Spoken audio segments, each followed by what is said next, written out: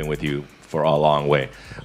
The one moment that stands out of, we've done, I don't know how many done, we've done what, 800 events. Mm-hmm. The one time was 4 a.m. We went out to practice at 4 a.m. And that was your idea to do it. But, and then, all these Nike people are like, no, let's not do that. And then you're like, let's do it at 4 a.m. So you got security, you got brand marketing, sports marketing going, no, let's not do it. You're like, let's do it. Because that's your sustenance, right? I mean, to me, it just makes complete sense. Not to us. But I don't, like, okay, so. See, all right. Usually, I'm sleeping at 4 a.m. You're working out. So talk about that. Okay, so if your job is to try to be the best basketball player you can be, mm-hmm. right? To do that, you have to practice, you have to train, right? You want to train as much as you can, as often as you can. So if you get up at 10 in the morning, train at 11, right? 12, say 12, train at 12, train for 2 hours, 12 to 2. You have to let your body recover. So you eat, recover, whatever. You get back out, you train, start training again at 6.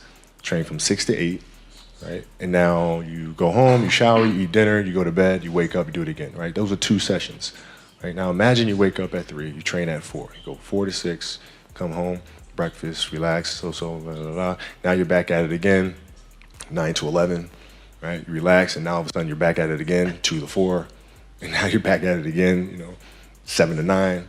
Look how much more training I have done by simply starting at 4, right? And so now you do that, and as the years go on, the separation that you have with your competitors and your peers just grows larger and larger and larger and larger and larger. And by year 5 or 6, doesn't matter what kind of work they do in the summer, they're never going to catch up because they're 5 years behind. Right? So it makes sense to get up and start your day early because you can get more work in. Is that genetic? Or is that something you ingrained and trained yourself? No, it was Who just, taught you that? For me, it was just common sense. Like I can if I start earlier, I can train more hours, and I know the other guys aren't doing it because I know what their training schedule is, right? So I know if I do this consistently over time, the gap's just going to widen and widen and widen and widen and widen, and they won't be able to get that back. Mm-hmm. So to me, it was just common sense and like thinking, how can I get an advantage? Oh, start earlier. Yeah, let's do that. How do you develop that, or where do you learn that from? Well, I think it's just it's just a matter of what's important to you, mm-hmm. and what's important to you for whatever reason.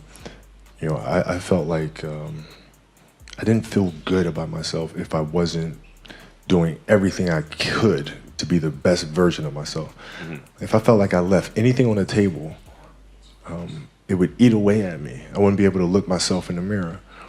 Right? So the reason why I can retire now and be completely comfortable about it because I know that I've done everything I could to be the best basketball player I could be. Mm-hmm. And so that's where it comes from for me. You can't leave any stone unturned.